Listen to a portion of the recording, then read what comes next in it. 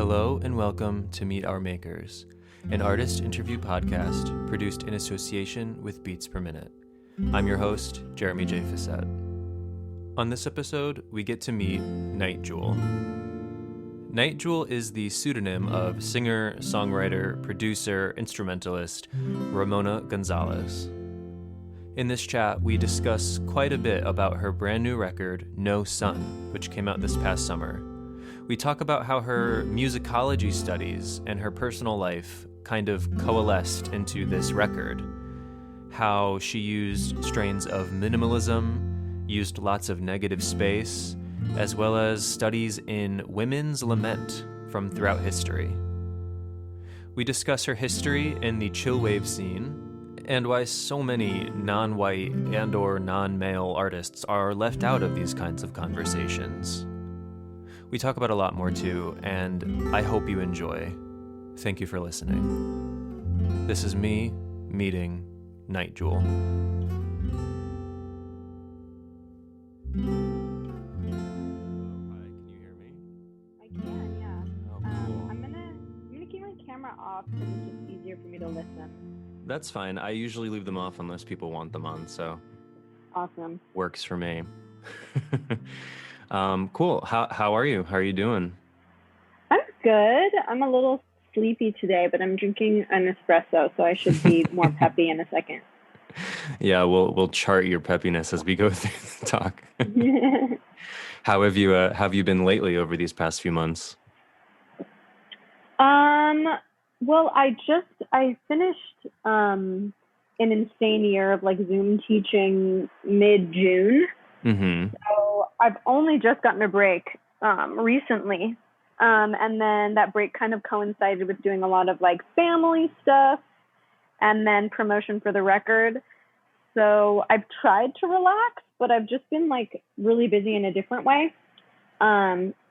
So yeah, it's just like juggling a lot of different things right now. Yeah, I'm a high school teacher, so I feel that Zoom teaching thing. Oh, nice. Oh my God. It was so intense. It's weird. It was weird. I imagine high school teaching is even tougher than what I had to do for sure. You're college? Mm-hmm. Yeah, I don't know. I mean, it was weird. It was split. So like, some kids were in front of me and some kids were at home probably ignoring me, but whatever. Yeah, I made cameras a requirement. I don't think so we were allowed to. I don't think I was allowed to either, but I still made it a requirement. Good for you. I was like, go ahead, report me to UCLA. I don't care. Turn your cameras on. I know, because of course, they're sleeping. Sympathetic.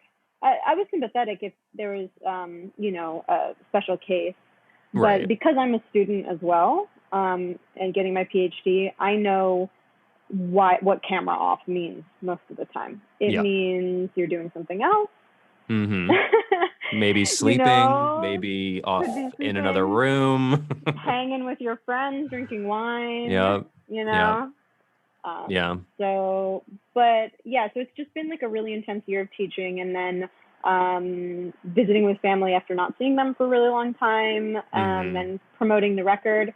I'm currently, I have a grant to do research over the summer to write a conference paper. So I'm also like, juggling that with trying to get in the zone with writing every day.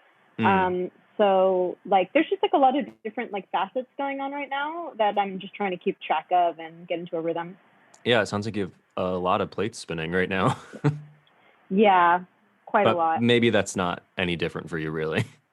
Yeah, I mean, I always have like a bunch of different categories of work that need to slowly get finished. But promotional cycle is definitely like a different beast.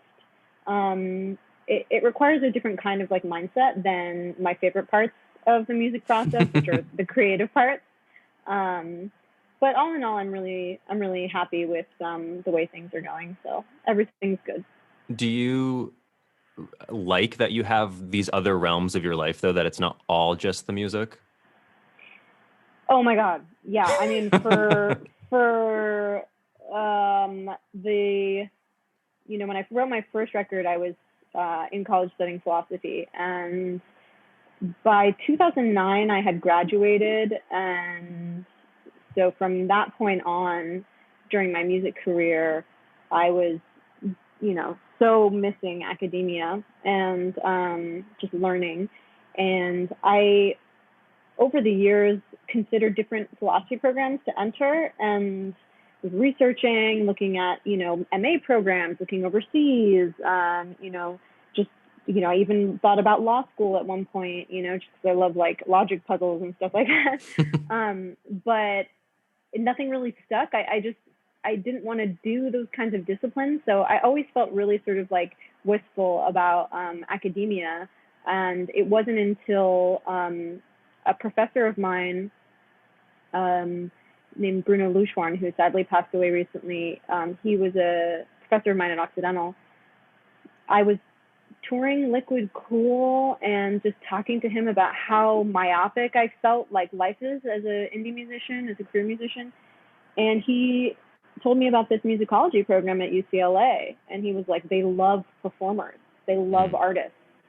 And I'm like, I've never even heard of that, because as like a person interested in philosophy, it's like nothing is worthwhile except philosophy, So I looked into it, and it was kind of like that introduction to the program changed my life, because now I'm getting to do what I love to do, all facets of what I love to do, which is studying music, studying cultural concepts and history, and making music too. Yeah, shout out to Bruno. Yeah, seriously. So we should mention you have a new record, the one you mentioned, coming out on August 27th called No Sun. It's coming out on Gloriette, which is your own label, right? Right. You've put up most of your own stuff, I think, on your own label, except for a couple things here and there. What do you like most about working on your own label versus a label with maybe, I don't know, bigger scope or even like more money? Like, what do you personally like most about working on your own label?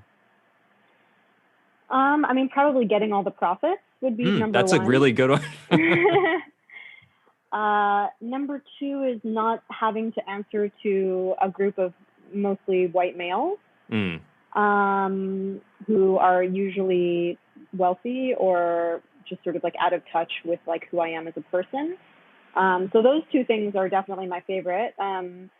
Then the other part would just be like getting to see every little aspect of the process and getting to see how it works, because that helps me to understand my own reactions to how the record is doing. It's not mysterious to me. Like, I see everything, so I know, if the record is doing good or if the record's doing not so good, or how the sales are, how many records get pressed and what sells out and what's too much and too little. Like, I don't know, there's just like no really delusions of grandeur. I just know exactly how it's going to roll. And that's, I don't know, it just dispels this anxiety that I think a lot of musicians feel, because they think it's this like really mysterious process. I teach music business at Occidental, and running my own label really helped me to teach about like the tactics for getting your music out there, for understanding how things work behind the scenes, and in my opinion, it's something that even if you do go on a label, that you really should know going into the industry. But I think because people hop on labels, they just decide not to know. And, knowledge is power. So I do feel empowered having my own label. Yeah, it kind of reminds me of a few months back, I talked to Jason Olga from the Besnard Lakes. And they were saying how they've been around for 20 years or so, and they've always done basically everything themselves for that exact reason. And then, they're like, okay, so if we ever do need someone, we'll know if they are trying to, screw us over, because we know how everything works if we've been doing it. So I would imagine there is a bit of security in kind of knowing all those different things. Yes. Oh, absolutely. I mean, labels will try to take money from you that is they're not entitled to. And if you're not looking at the fine print, you won't ever know. And, I have been taken advantage by people in this industry, of course, but that's kind of, par for the course. But I think that the advantage that I have is that I released my first record on Gloria, Good Evening. I saw how it did. I saw how it works. So that way I was able to compare that to the other labels I worked with. Mm-hmm. And if they didn't do as well as that, then I knew that they weren't doing their job, pretty much. You know what I mean? Yeah. The only thing that's difficult about running a label is that you have to be like a businesswoman about your own work, which can be confusing. Mm-hmm. You know, standing outside objectively of your creative work can be a lot of like, you know, sort of like mental gymnastics. Yeah, because you have to also think like, okay, how is this going to do? Is this the right move? But it's you, like it's your work you're considering. It's mostly choosing singles is the toughest, I'd say, because you're like, every song's a single. So a lot of like polling goes around, you know, my friends, other people in the industry that I trust their taste. I'll like email them of, you know, other artists. Like I hit up like, you know, a number of my friends who are musicians and I'm like, hi, will you listen to this and tell me what your favorite songs are? You know, and then I like put it all together. And so like, that is the toughest part is choosing what songs are like, quote, the best. Right. I'm never going to know the answer to that. Yeah. So the fact that This Time was the first single from this one, is that almost neither here nor there? No, I never thought that was a single. Oh, okay. And I went around, I asked people to listen to the record and tell me what their favorite song was, or not even their favorite, but like what's the most interesting one, what one really tells them about the album, you know, like how the album's going to go, and really just sort of like encompasses it. And it was kind of like across the board, that was people's top choice. So I kind of thought to myself, you know, I'm going to trust what everybody is saying, you know, because they're just responding viscerally to this track. And then I thought about it a little bit more and I thought, you know, actually this would make for a great visual accompaniment. So I think that, you know, I'm going to make a video for this one and release it first. That makes sense. So it's been 4 years, we should say, since Real High, which was the last Nite Jewel record. What have been some of the sort of more notable shifts for you since then?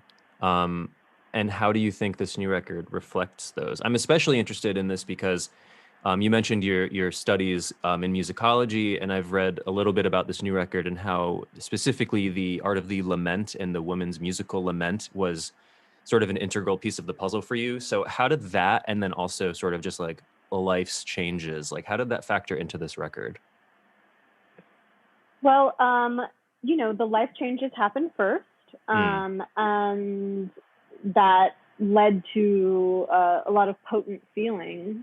The musical lament practices is an interesting one because, you know, time has a weird way of proceeding.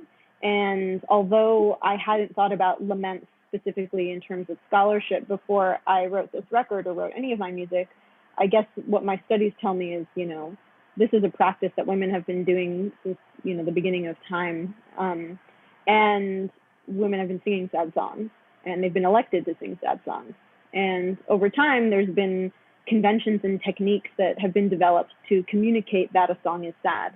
I think, you know, in the professional, like mourning rituals in ancient Greece, it was obvious that people felt sad when they were singing because they were wailing or screeching or tearing at their voice. But later things changed, you know, in the early modern period where it wasn't just about screeching. It was about doing certain musical techniques that were more subtle to communicate sadness. And those techniques are things that we have continued to utilize in popular music, and we're like unaware of it because it's just like so ingrained in us. We don't even realize, you know, lilting of the voice, you know, certain key signatures, certain progressions, certain melodies, even tearing at your voice a little bit, like straining, you know, things like that. Like these are just tropes that like continue to be used and that I use. So although I hadn't been studying women's laments previously, the cultural sort of concept of lament just is a part of any female singer's process when writing a sad song. It just has to be.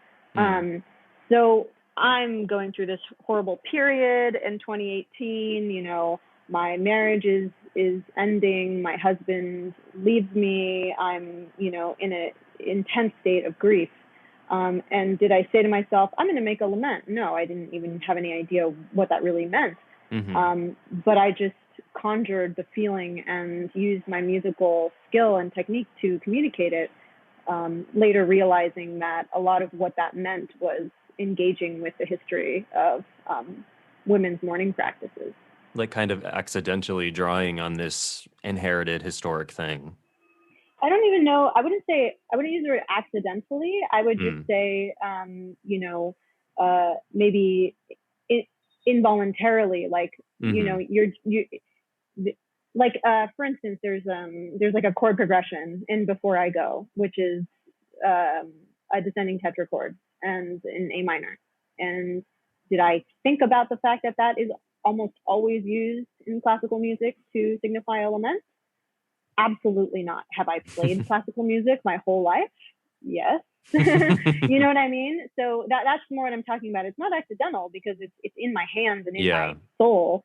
But the sort of cognitive awareness or intellectual awareness of that as a lament practice was something I came to know more about later once I began my PhD research. Yeah, that's interesting. It's like you did this thing without realizing it, only to find out later, like, oh, that's what I was doing. Interesting. Have you always been a super personal writer? Like, as it seems as you are on songs like Before I Go, which seem very, very personal? No. I'm quite the opposite, actually. I mean, I write personal songs. I write from a personal perspective, but I think in the past I was way more punk. I didn't like the idea of being all like vulnerable and personal or selling your story to attract attention. It always felt really cheap to me. So I was kind of like, you know, a little bit like ironic about it or a little bit stuck up about it. Or I'd make a song that was personal, but was also kind of tongue in cheek. You know, there was always a little humor or something like that. You know, I could be very sincere, but I always wanted there to be layers of meaning. I think with this record, the layers of meaning are more embedded in like the poetry and the production and the music in a different way, where it's not like there's not a lot of like sort of layers of artifice going on that would sort of like take you in a bunch of different directions. It's more just like an immersive, intimate experience. And I think I was just ready to do that. Maybe it's my age, maybe it's the experience I was going through, but I was just ready to strip a bit of the artifice off of my music. Yeah, and it's funny you say that because I did notice when listening to the record, I've listened to it a couple of times, it is maybe your most minimalistic record. I don't know if you would disagree with that. I think it is.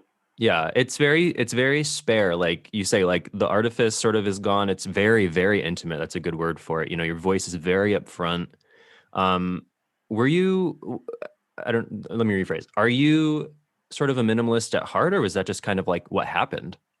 I'm a minimalist at heart. Okay. I mean, because you had bigger albums before, like bigger sounding. It sounds like that. Minimalism is an odd thing. It's really perception. It's kind of like loudness, where we actually don't know how many decibels we hear, but we think something's loud. It's an odd thing, minimalism. But ever since I made my first record, I used to record analog, and so I was always working with 8 tracks. You know, 8 to maybe maximum 15. And on 1 Second of Love, which was very similar, I used 2-track tape, and it was also very minimal, you know, a certain amount of tracks, and then, you know, building a little bit up from there. But I've always been a minimalist. I always think less is more. But it's not so much that there's less instruments or less tracks. It's that there's more empty space and a cappella, and that the voice is louder, and that there's not a lot of noise, you know, and not a lot of like excess sort of ambient sound. So I just wanted to really convey the feeling of isolation and aloneness that I was feeling. And I had a lot of space when I was making these tracks, because they were drawn from improvisations along to the sequencer, and there would just be moments where there would just be full on dead air. I would be thinking of the next part or the next lyric. And I thought to myself, this is how I felt. I felt like I just was so just alone existentially. And so the minimalism kind of comes from those moments of nothingness. And that, I think, is why it especially feels very fair. Yeah, there is a lot of space. There's a lot of negative space kind of around the sounds here. That's unusual for me. I haven't really done a lot of that in the past. Yeah, and it's funny you mentioned the sequences that you use, sequencers that you use, because I was going to ask specifically about a tweet of yours, which sounds ridiculous, but I was going to ask about a tweet of yours from the other day. You said, I used the Moog Mother 32 to create the songs for this album, built up from analog sequences only, no grid, no boom, clap, backtrack, just emotion, improvisation, and space. So can you break that down a little for people that I'm partially a part of that may read that and be like, exactly what does that mean? Because like some of that's a bit of an unfamiliar language for me. So what was what was the process kind of like here? So the Moog Mother 32 is like a pretty like reasonably priced half modular sequencer that Moog made that is for like people like me who want the sound of a Moog but like can't shell out like a few $1,000s. Yeah. And what it is just like a really simple like one oscillator or two oscillators sort of sequencer that you can create patterns on it that will repeat ad infinitum. Like say you want just like a sequence that's going like one of my songs that's just hitting one note for the entirety of the song. Boom, boom, boom, boom. Yeah, I was going to ask about that song in a minute. If you just want it to be one note, let's say, or if you want it to be a series of notes, boom, boom, boom, boom, boom, boom, boom, boom, boom, boom, boom, whatever you want, you can program it to do that. Now, the thing is that because it's half analog, half digital synthesizer, what that means is that you can record that sequencer, and it will be recording to a rhythm that is not set, meaning that it drifts in and out of time. It's according to real time, not, if you record an Ableton to a metronome, that's a grid, that's a set time that is very rigid. The Moog just kind of, it drifts in and out of tuning, it drifts in and out of time. That's the difference between analog and digital sequencing, right? It's the difference between MIDI and just sound audio, right? So what I would do is that I would, create a sequence on the Moog and record it into my DAW, my digital audio workstation, without the grid set in Ableton, meaning there's no set time signature, there's no set rhythm, no set tempo. So it's just in real actual space, and this is, the comparison that you can make if you still don't know what I'm talking about is live music, when you're a drummer and a guitarist are playing together, they're not playing to a grid, they're playing to each other's rhythmic feeling. Anyways, so what I did was that became my rhythmic center. I feel like a lot of times with popular music, we have this hierarchical concept of how a song is supposed to be constructed that starts with drums at the bottom and vocals at the top. And it creates, pop music, but it can be really confining if you want to create songs that don't want to have drums, or you don't want to work in that hierarchy. You want something that thinks about music in a different way. So my idea was, what if I just created an album with no drums at all? What if I just had a different rhythmic device that kept the pulse and the heartbeat for me? So I would run the sequencer and improvise along to it for like 20 minutes at a time or so. I would just play chords, sing on the fly, and I would record everything and then see if a song was there. So and now you're like making my memory go fuzzy. Are there no drums or drum sounds on this record? There are. Okay. There's percussion on several songs, but they were added later. Okay. So the hierarchy is flipped. The drums were added last. Okay. So that just means that they have a different sound. Yeah, they had to go to whatever was there as opposed to whatever's there having to go to the drums. I almost consider the drums on this record more like a melody, Yeah. rather than a boom clap backtrack. Okay. Okay, that makes sense. Yeah, because usually you'd want like, the 4/4, the 3/4 so that you know how to time everything else. But now what you did was you did everything else first and the drums had to time to that, basically. Yeah, and some of the, I mean, for instance, like No Escape does not have a meter. Mm-hmm. I mean, there's no meter to that song that you could really identify. It changes constantly. So when you have a song that doesn't have a meter, it just gives you a different sensation, and music should give you different sensations than what they always give you. So there is an instrumental interlude here called number 14, which to me felt almost like sort of like cinematic, kind of like noir-ish. It's almost sort of the centerpiece of the album, almost literally. Why? What is this song? What does this song do for you for the record? And I'm curious, were there ever going to be words, or was it always going to be instrumental? The record initially started just from instrumental experiments. So, in the beginning of 2018, I got the sequencer and was only recording with Fender Rhodes and the sequencer. So I made about like 40 instrumental tracks with just those two elements before I started writing lyrics or coming up with songs, really. That didn't happen until the summer. So number 14 was like the 14th thing that I created with just Rhodes and sequencer. And I was trying to get at something, because the thing is like the sound palette and production choices for No Sun didn't just like arise out of like working on it for one day. It was a deliberate process where I spent like 6 months thinking about like, how could I make something new, sounding. Yeah. And that required getting used to like the sound of the sequencer, what I wanted to do with it, like what was it good for, what could I use it for. And number 14 was like basically when I had like kind of a breakthrough about like what I could use it for. And it was just meant to be instrumental. And it really, to me, had a large depth of feeling within the palette of sound. It felt very lonely, and the record is kind of lonely. So when I started piecing the like songs together on the record, I kept coming back to that track and thinking like this is a part of my album. I never heard vocals for it ever. Yeah.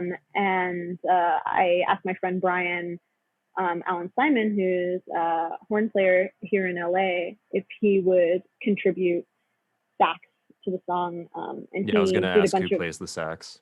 Yeah, he did a bunch of improvisations on it, and I pieced it together into sort of painting, and it just worked. It just, to me, the thing that I like about the album is that the instruments each have a voice. It's like there's my voice, but then the drums have a voice, the sax has a voice, and everybody's kind of singing together. Yeah, I was going to ask about the sax because it is sort of a surprising and really lovely element to that song. It's so pretty, the sax, and it complements the sound so well. Yeah, I love it.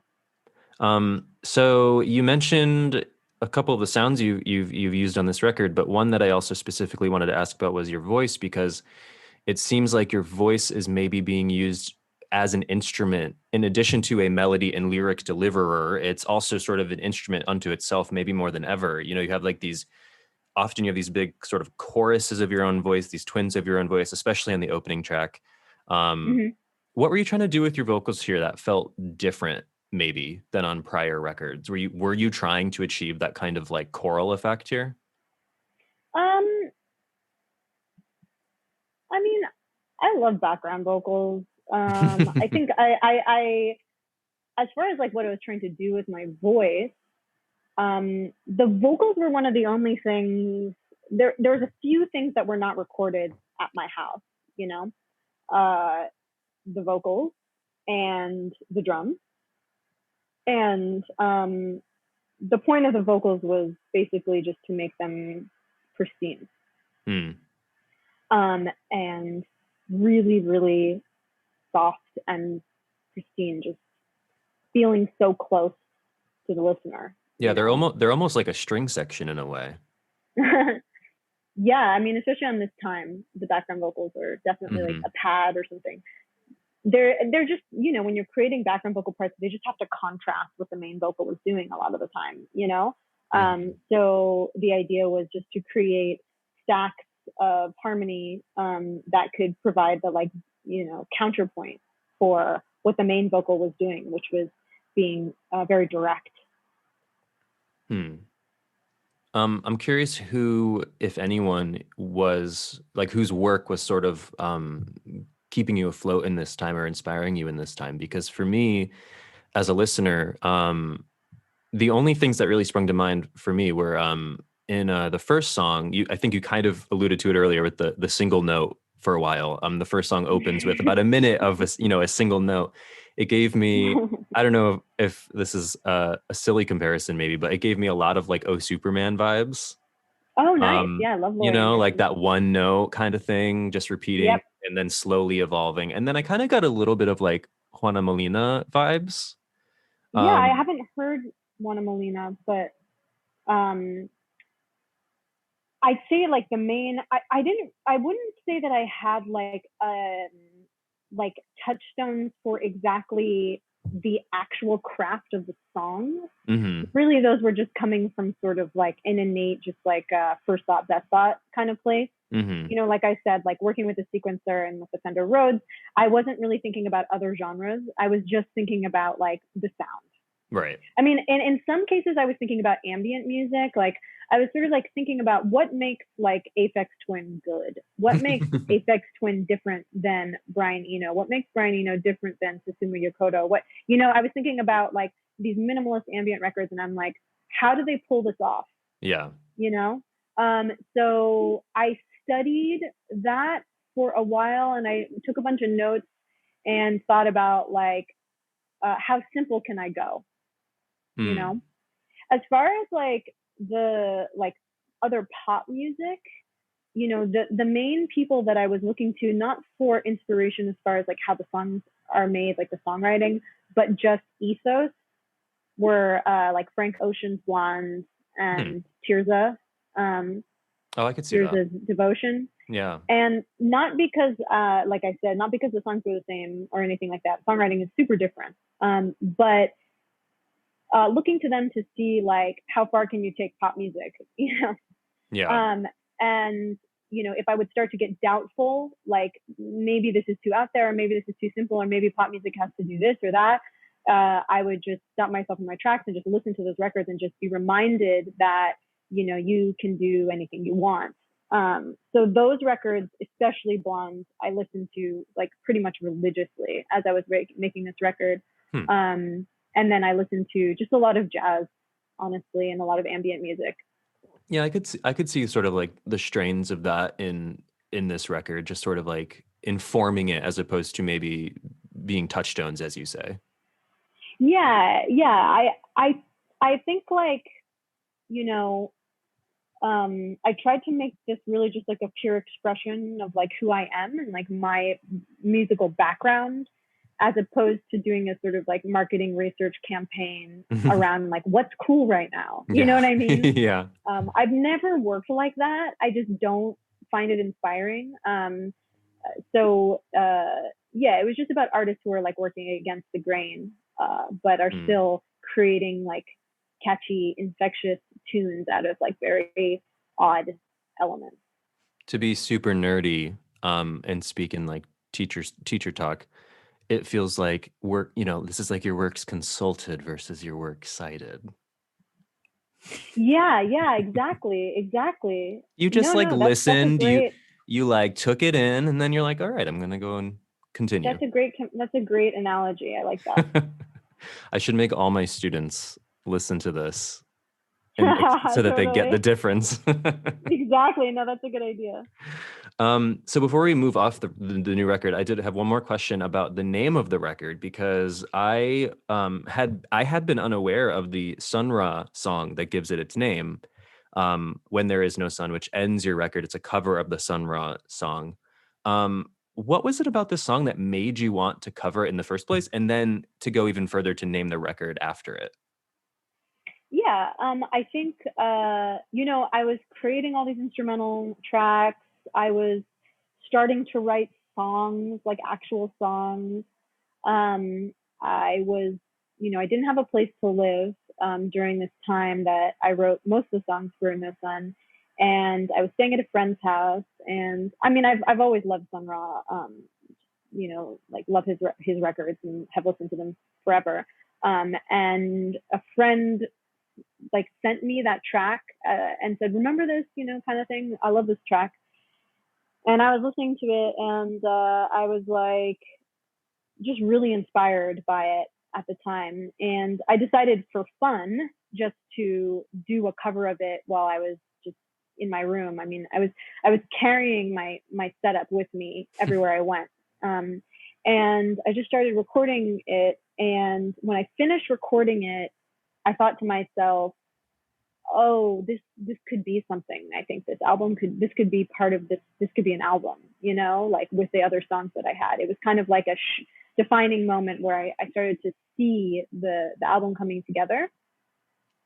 And naming the album after that track, I mean, I think the lyrics really speak to something I was feeling at the time. I know that at least for Sun Ra, his idea of a world beyond in space has a lot to do with, feeling like your place on Earth is not your ideal based on your position in society, and that there is like a world beyond where things would be more equal, more just, and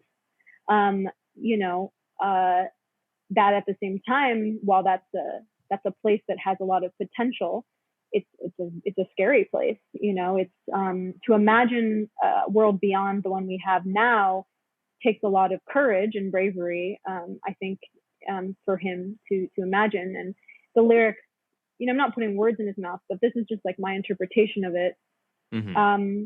There's a world beyond where there's like this huge universe, but if the sun's not shining all the time, it's a scary thought, because all we know is Earth. I think that existential position that I hear in his lyrics was something I was feeling at the time, that in order to move on to another place where you are in a better place, a lot of scary sort of falling into this nothingness has to occur. And that's just a part of transition and future, so that to me, like No Sun, I think can be seen as like a kind of like negative thing, but I don't think that is what Sun Ra ever meant. But it is scary, but life is scary, especially for people who are not, treated justly. I think life is always pretty scary. So I just thought that was like something that felt inspiring to me at the time, and I just admire him so much as a musician and a creator. And I wanted to do it justice, and hopefully it did. Was there ever a different name for the record? No.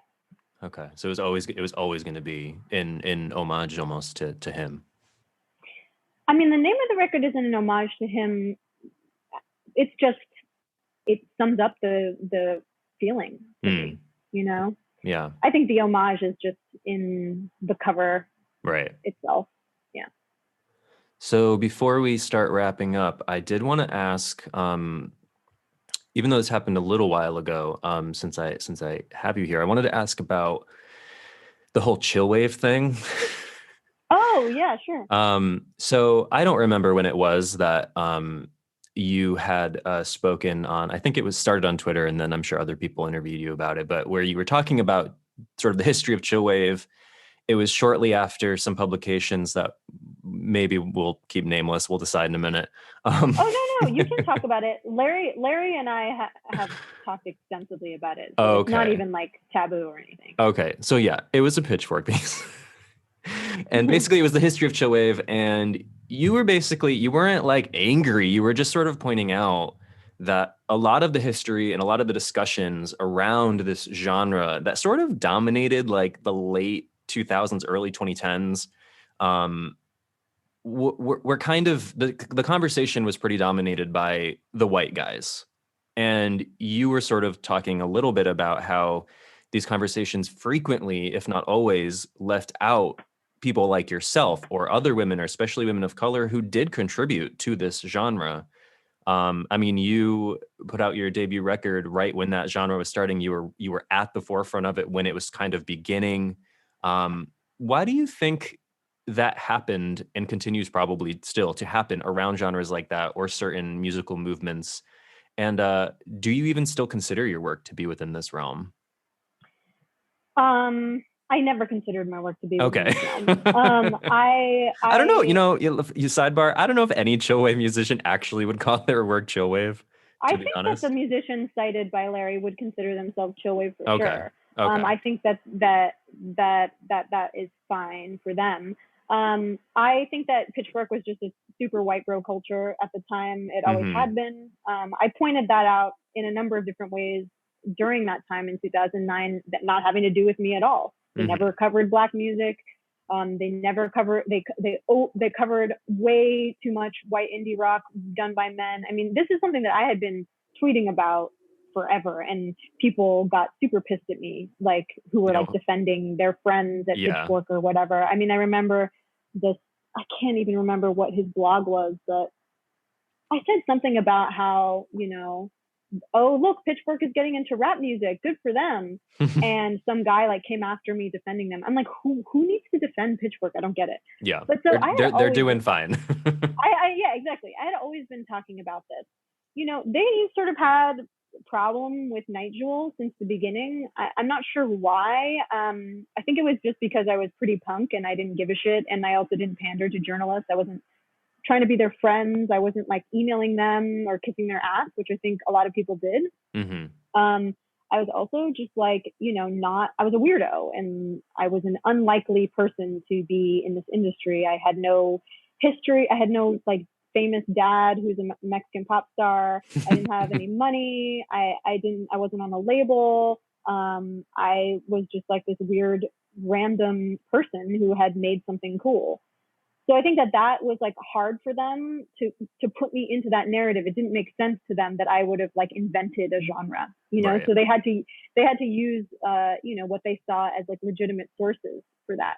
Now, the fact that Larry, after that much time, would then go back, do research, and still continue to that narrative, that was what was crazy to me. Yeah, it's just like an insane missed opportunity to lift up a woman, a Latina woman, to give her a space to say, wow, she worked on this genre that primarily has to do with production and recording, which women aren't like lauded for. That would have been an opportunity to make a lot of other girls, a lot of other women in a similar position, to have someone to look up to.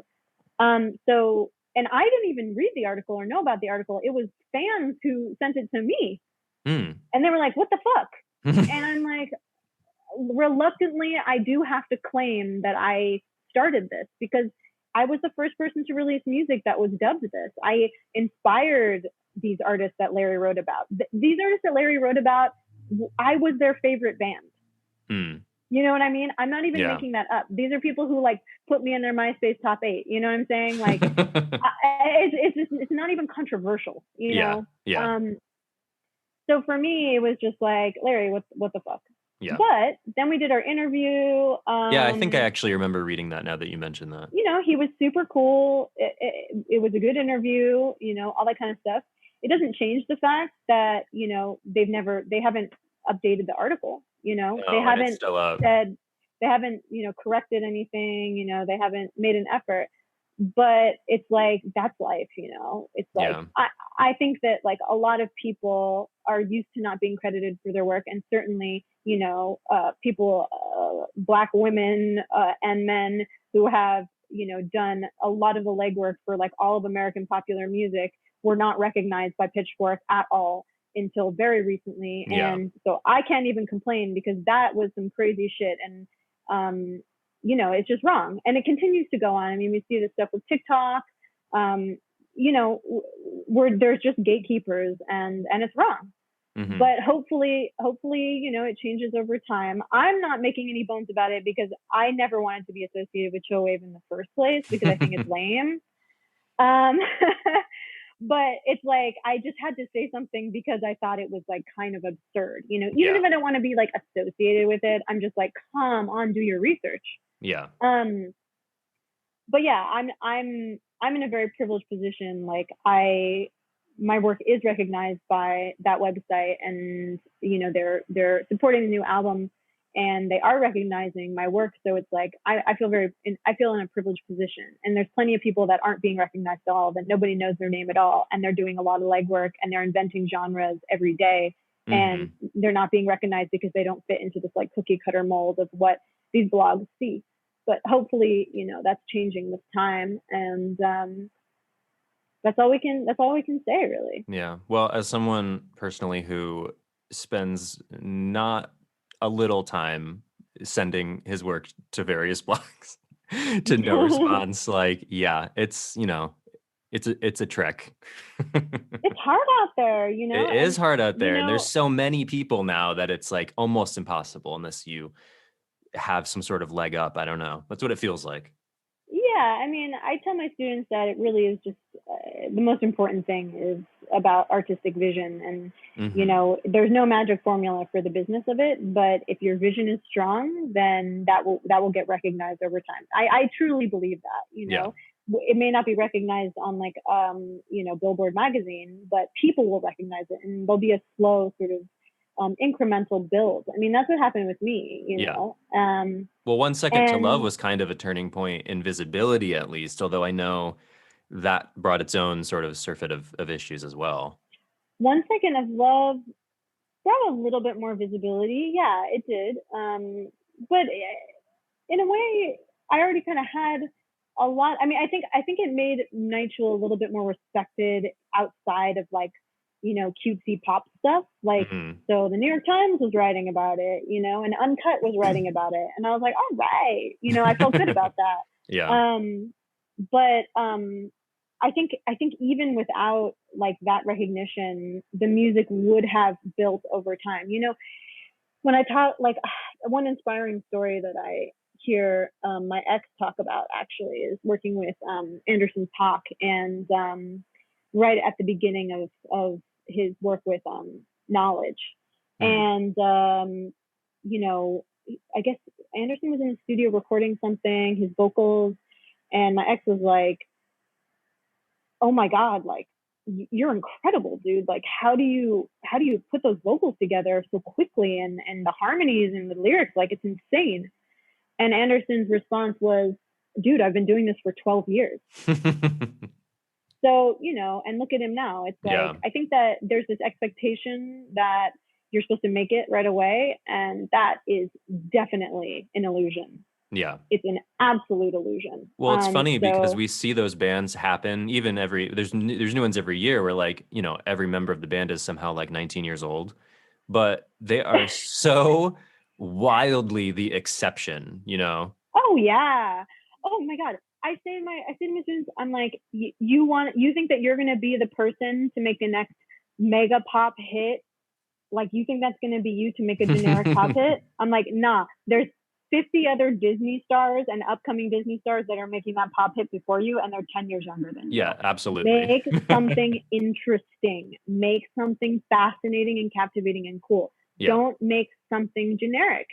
Have a vision. That's the only way, you know? It's like, those kids doing karaoke on YouTube are way ahead of you, and they're like 7 years old.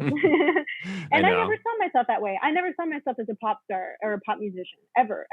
I was always like, I'm a weird creative person, I think if you stick to your guns in that way, you're bound to get some attention for it if you really stay true to yourself, you know? Yeah. And it's interesting you make that note about how, in addition to not only like basically jump starting this whole genre, you were a producer of music, and that in itself was like troublesome to these gatekeepers, because you They were couldn't make sense of it. yeah, because you were a female producer, a woman of color producing, and they're like, what? Like, what is it? Well, I couldn't make sense of it, and also the music was way weirder than like a Washed Out who's making like super silky, polished pop. You know, yeah. I was making like some weird stuff, and I admit that, and it was not high quality. Trust me, I was as shocked as everyone else that people were responding to it, because I didn't even, my 8-track was not set up in the right way, and there was way too much white noise on everything. So I was also like surprised, and I was embarrassed that I hadn't recorded it better. But I also think that's like what gave it its charm, you know? And ultimately, it's not how pristine it is. It's about the choices that you make, the arrangement choices, the instrumental choices, you know, where you put the bass, and like what the choices are with like that timbre, and when it comes in and out. Like those were the things that I was good at, you know, not necessarily like the art of recording. And I think, you know, there was like a lot of like hate on me for it being lo-fi, and I'm like, bro, I didn't go to music recording school. I don't have like, you know, a $50,000 budget that my daddy is giving to me to send me to like, you know, Ocean Way to record this record. I literally have an 8-track. It's on the floor of my house, you know, but none of that was, you know, the question of like power and the question of hierarchy and all that kind of stuff was not something that Pitchfork was questioning at the time. And there was like no one questioning it. No, none of the big ones anyway. Because they weren't able to see those dynamics and those hierarchies within the stuff that they were reviewing, they couldn't have a balanced stance about reviewing things, because they were comparing artists who were coming from very different places. And those comparisons, I felt like, were really illegitimate at times. And now it seems to me that they're really taking things on their own terms more and more. It's like, I never thought I'd compliment Pitchfork, but I mean, the thoughtfulness that people like, just like the review that they just gave of Before I Go, the sheer like thoughtfulness of that really struck me. I found it moving, honestly, and it just means to me that they're really taking this music on its own terms, and I feel really grateful for that, to be honest. Yeah, it's nice that you've kept doing what you have always, you've wanted to do, how you've wanted to do it, and you've seen the stone kind of turn a little bit. It's really, I'm just super grateful.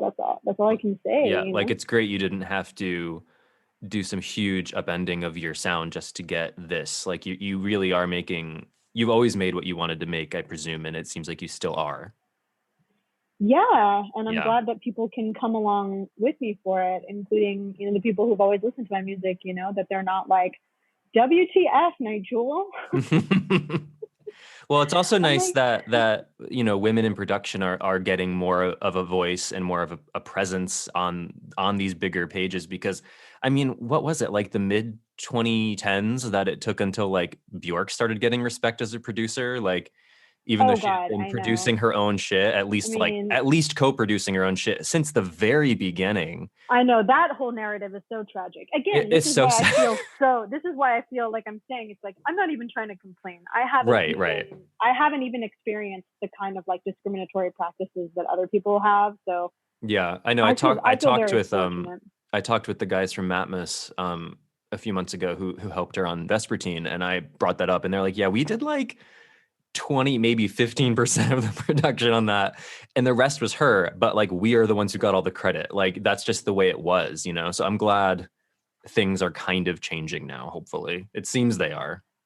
Yeah, I think so. And I think, like, you know, pioneering people like Bjork have helped, you know, push that conversation forward. I know. I like Nico Case, her like Twitter bio or something. All it says is like, producer of music, I produce music, or something like that. And it's like, yeah, because like, that's what we do. Like, listen to us. Like, that's what we're telling you. Like, that's what we do. Give us credit, basically. Yeah. All right. Before we go, really quick, I have a lightning round. Oh, okay. Really quick. I always think these are going to be easy and they never are. So Okay. let's see. What is one instrument that you wish you could play well? Guitar. Why guitar? There's so many. Electric guitar. Specifically electric guitar. Yeah. Yeah. Okay. I wanna be a shredder in another life. Oh, you could do it. No, I'm horrible at guitar. Next question. All right. What is best or least bad film that you've seen since COVID started? Least bad? Or best? I just figure some people have only seen like not great stuff, but have you seen anything great since COVID started? Oh yeah. Gosh, I've seen so many good things. Not even necessarily new stuff, just like new to you. Yeah, what did I watch recently that I watched that movie, Metropolitan. Oh, the Whit Stillman movie with like, I forget who's in that now. Yeah, it's just like New York, like socialite. Right. Pre-mumblecore. Right. I loved that. And I know I watched a bunch of things. I rewatched. I watched this Isabelle Huppert film. Who I love her. Oh yeah, she's great. Elle. Yeah. Which was pretty good. I mean, it didn't blow me away, but I did like it. And she's really good in it. She's incredible. She's just I idolize her. And then I saw Zola, and I loved it. I've been meaning to get around to that one. I've seen a lot of different stuff, and I've been like rewatching like some like 90s like thrillers. Like I watched Single White Female the other night, and I was just like, Jennifer Jason Leigh is just like one of my favorite actresses, and now I feel like I have to go on like a tear, like watching all of her movies. Oh, she's so good and so underrated and like underutilized. I feel like she needs to be in more. Incredible. Yeah. I mean, and it also speaks to my 90s like childhood. Mm-hmm. She was like that she was like one of those like cool stars back then. So yeah, that's good. I'm glad you've watched a lot of stuff. Yeah, I've watched a ton of movies, and I've watched a ton of Columbo, which I don't know if you know what that is, but it's like a TV show from the 70s. Yeah, I mean, I'm young, but I know what it is. Okay, so yeah, I've been watching that because it's like just really like tame sort of like detective stories and really cool sets and clothing, and every episode is exactly the same, and it's very comforting. That's good. That's a good like rounded array of things. All right, last question. What is maybe within the past like 5 or so years, what is a good habit that you've developed? Yeah, and you said the last 4 or 5 years? If there's one from there, or maybe just earlier in your life that you still do. I mean, I guess probably like different like fitness things. Like I got just much more disciplined about yoga and swimming. Like these kind of meditative things where I don't have to be like amazing at them, but I do them regularly. So those are probably like good habits I've developed. I think also the last one would be like reading before bed as opposed to being on the phone. Like that was something I just changed that about 2 years ago. I was just like, after a certain hour, the phone gets put down, and you just reading, and so that has helped my mental state a lot. Has it helped you sleep better? Yes. I imagine. Yeah. I know I should start doing that. I've been thinking of making those kinds of changes. Oh, you should. It's really helpful. It's like a small thing that you can do that really improves your sleep. Yeah. Cool. Well, thank you, Ramona, for talking to me. Yeah, no worries. I really appreciate it. Yeah, I had a great time. The new record, No Sun, is out August 27th. If it's out already when this goes up, just go listen to it, guys. If it's not out, pre-save it, pre-order it, stream whatever's out from it already. It's really good. Enjoy it. Yes, please enjoy it, guys. So thank you again. Thank you. I really appreciate your time. Thank you, Jeremy. Thanks. Have a good rest of your day. Talk to you later. Bye. Bye.